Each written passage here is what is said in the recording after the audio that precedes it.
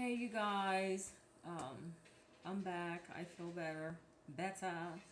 Um, but that was just a little extra for me. Just dealing with, we all think that our kids are going to do certain things, react to certain things, but it's some things just are a part of growing up. Um, Certain phases in life, we've learned that all in human growth and development.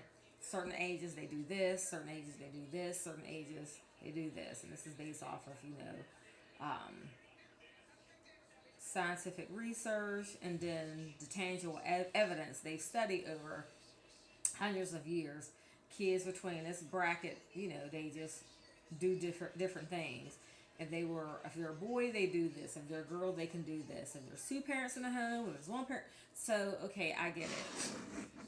But I think it's more so for parents when our kids do certain things, we're just not ready. It's just like, okay, I was expecting that in maybe like 2 more years from now, like not right now.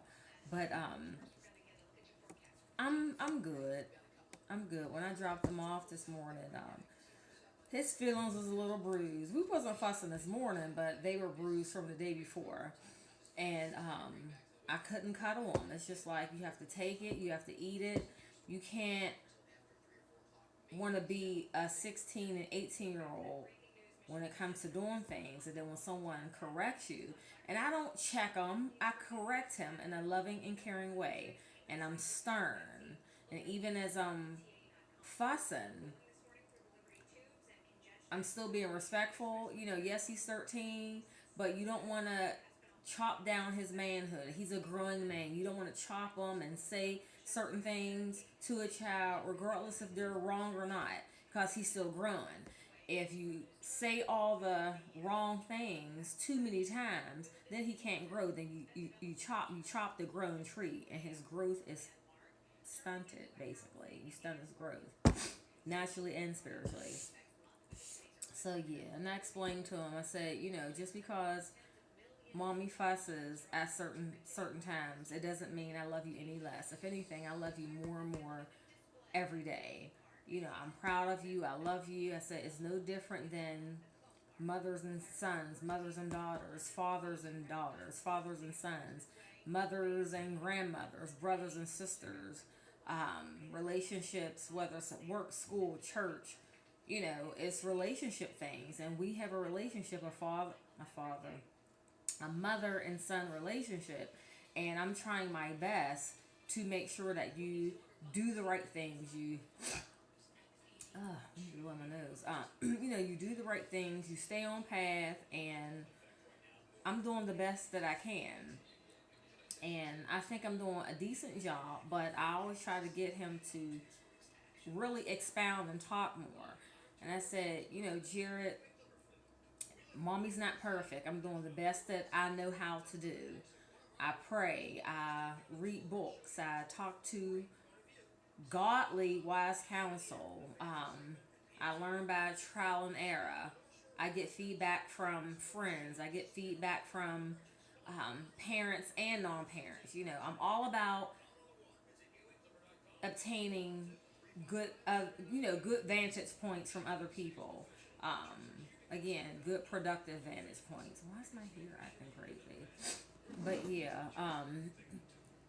so like I said, we were okay this morning, but I can tell like his little feelings was still bruised, but I couldn't hug him up. I couldn't, and I've explained to him before, because a lot of moms, I think it's more so in the black community too, they think that being a single parent, they lump that into being the fault of the father. I'm like, I have two different roles. I'm a single parent, meaning like I'm the only parent who is a part of my son's life. I'm the only parent. That's one thing. And then I'm a single woman. I'm not dating, I'm not engaged, I'm not married. So that's two things. And a lot of, I feel, single moms in our culture, they lump it together. No. If I'm a single woman, but his dad was on his post and seeing about him, and I wish we had the relationship that I can call him and talk to Jared. This would happen today, or this would happen during the week. I give him the phone, and his father talks to him, and he can have that authority regardless if he lives an hour away or 17 hours away, because he maintains that relationship.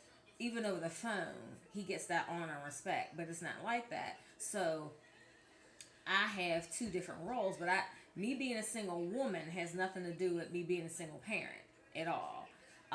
Having a son and having a African American son, it's almost like if I had both, it's a win-win. If I was married and he had a stepfather, and then if his dad was apart doing his role, that'd be a win-win for any child. It's like, wow, I have like two families, two moms, two dads. They both love me, and but anyway, that's in a perfect world. Well, not perfect world, because there are some families that are like that. But yeah, ladies, stop mixing up being single as far as like single parenthood. Because like I said, if his dad was apart, then it'd be less stress. Like, thank you, Jesus. But you can't fuss at your child with all this build up because you're single. Me being single has nothing to do with me parenting at all.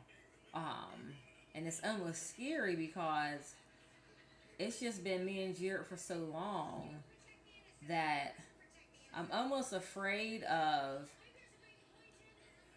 I don't know. Maybe I'm thinking too much into it. Because, I mean, Jared wants a stepdad. He's always, like I said, when we're out, Mom, what about him? And I'm like, boy, first of all, he's not even my type. Second of all, you just don't pick a father out the grocery store. Like, if Jared see a certain type that he would approve of for a father. Let me see. Okay. I'll be back, you guys.